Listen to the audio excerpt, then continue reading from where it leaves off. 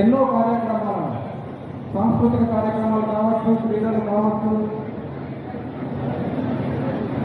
NMMS prepare చేయడం కావచ్చు, పిల్లల విద్యార్థులందరినీ ఎస్ఎస్సి ఎగ్జామినేషన్స్లో కూడా అత్యుత్తమైనటువంటి రిజల్ట్స్ రావడం కోసం కావచ్చు, మెజారిటీ విద్యార్థులందరికీ కూడా IIIT లోపల సీట్లు సాధించడం లోపల కావచ్చు, ప్రతి ఒక్క కార్యక్రమాన్ని కూడా ఎంతో నిష్ఠతోని, క్రమశిక్షణతోని, సరి అయినటువంటి ప్రణాళికతోని తన దగ్గర పనిచేస్తున్నటువంటి ఉపాధ్యాయులందరినీ కూడా సమన్వయపరుస్తూ చాలా చక్కగా తన విద్యుత్ ధర్మాన్ని నిర్వహించి అందరి పిల్లలకు కూడా చక్కటి విద్యను అందించడం కోసం తోడ్పడినటువంటి శ్రీనివాసరెడ్డి సార్ ఈ నెలలో చివరిలో కూడా పదవి విరమణ పొందుతున్నందుకు విద్యాశాఖ తరఫున ప్రత్యేకంగా అభినందనలు తెలియజేస్తున్నాము.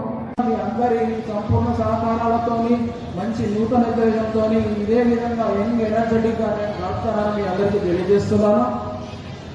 అయితే ఇక్కడ నాకు ఈ ఉద్యోగ జీవితంలో అధికారులు, స్నేహితులు, ఉపాధ్యాయులు, ఈడీసీలు, గ్రామస్తులు, ఎస్ఎంసీ సభ్యులు, అమ్మ ఆదర్శ పాఠశాల సభ్యులు, మిగతా వాళ్ళందరూ కూడా నాకు తోడ్పాటే నేను ఈరోజు ఇంకా మీ ముందు శభాష్ అనిపించుకునే స్థాయిలో ఉన్నానంటే వాళ్ళందరికీ ఇంతైనా నేను రుణపడి ఉంటాను. తర్వాత నాకు జరిగిన 2 ఎక్స్పీరియన్స్ చెప్తాను.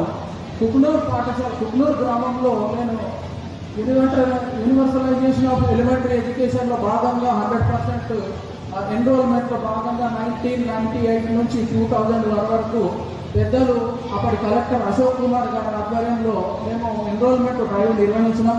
అప్పుడు జగదీశ్వర్ గౌడ్ గారు ఏపీసీగా ఉండే, సీఎంఓ సుధాకర్ గారు, నిర్మలా కుమారి గారి ఆధ్వర్యంలో మా మిత్రులు లక్ష్మణ్ సార్ ఉండరా, లక్ష్మణ్ సారు, నేను, ప్రకాష్ సార్ ఎంఆర్పీగా అప్పుడు నిజంగా అదొక స్వర్ణయుగం.